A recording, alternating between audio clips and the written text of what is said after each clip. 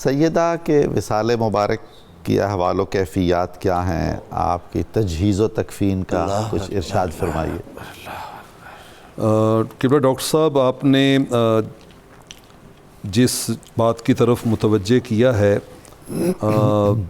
وہ اتنی دل سوز اور اتنی گداز پر مبنی ہے کہ اگر انسان اس کو جیسے قبلہ شاہ صاحب نے کہا تھا کہ دل کی نگاہ سے ہم اگر چیزوں کو اینالائز کرنا شروع کریں تو ہمیں اس کے ریزلٹس کچھ اور ملنا شروع ہو جائیں گے۔ بے شک یہ وہ ہستی ہے جس کا ہم ذکر کر رہے ہیں کہ عقل سے ماورا ہے ابتدائے فاطمہ، انا اعطیناک الکوثر، عقل سے جب ماورا ہے ابتدائے فاطمہ، کس طرح سمجھے گا کوئی انتہائے فاطمہ۔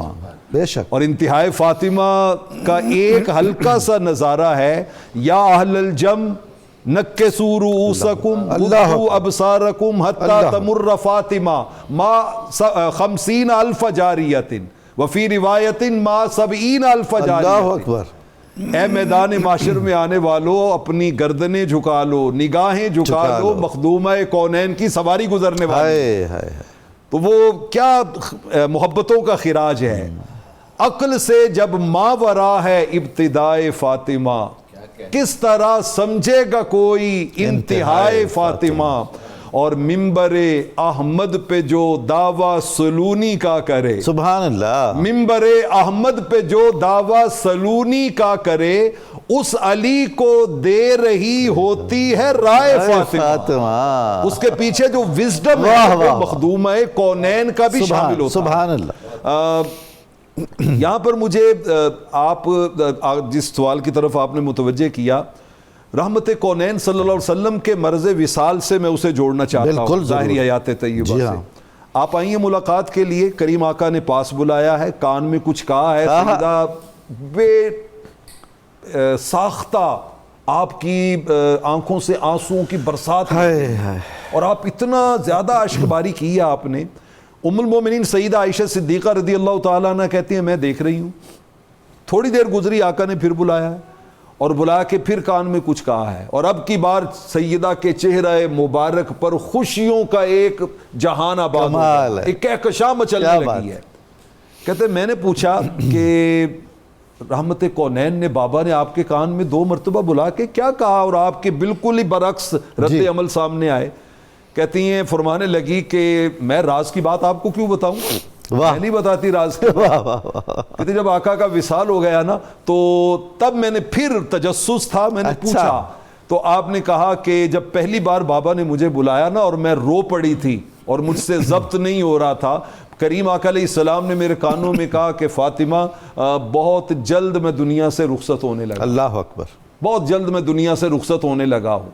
اور کہتے ہیں کہ جب انہوں نے مجھے دوبارہ بلا کے کانوں میں کہا نا، اور پھر میں ہنس پڑی تھی، تب میرے بابا نے کہا تھا کہ گھبراؤ نہیں، سب سے پہلے ملاقات تمہیں سے ہوگی، سبحان اللہ، اور تمہیں میرے رب نے جنت کی عورتوں کی سردار بنا دیا ہوا ہے۔ یہ انتظار وصال یار کا اسی لمحے سے شروع ہو گیا، سبحان اللہ، اور 6 مہینے پتہ نہیں کس طرح کٹے تھے۔ اچھا، اس سے پہلے ہی نا آپ ایک مرتبہ سیدہ اسماء بنت امیس کے ساتھ بیٹھی ہیں رضی اللہ تعالیٰ عنہ، اور انہیں کہتی ہیں کہ ہمارے ہاں خواتین کے جب جنازے اٹھتے ہیں تو بھلے پردے میں ہوتے ہیں، کفن دفن کے سارے اہتمام ہوتے ہیں، لیکن پھر بھی کپڑوں کے اندر بھی غیر محرموں کی نگاہیں تو پڑتی ہیں۔ تو مجھے ڈر لگتا ہے کہ جس دن میرا جنازہ اٹھے گا تو میں اس کیفیت سے خود کو کیسے بچاؤں۔ شرم و حیا، عفت و پاک دامنی، عصمت و تطہیر کا کیا مقام اور مرتبہ ہے۔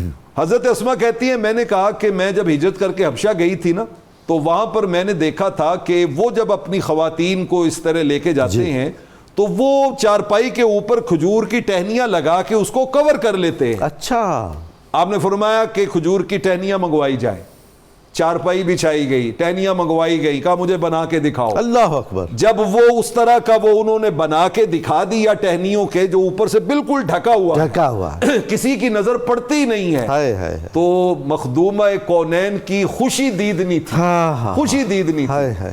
ہماری ماؤں بہنوں بیٹیوں کو اس بات پہ غور کرنا چاہیے کہ جو ہماری رول ماڈل ہے وہ اپنے لیے شرم و حیا کو کہاں کہاں تلاش کر رہی ہیں، کہاں کہاں تلاش کر رہی ہیں۔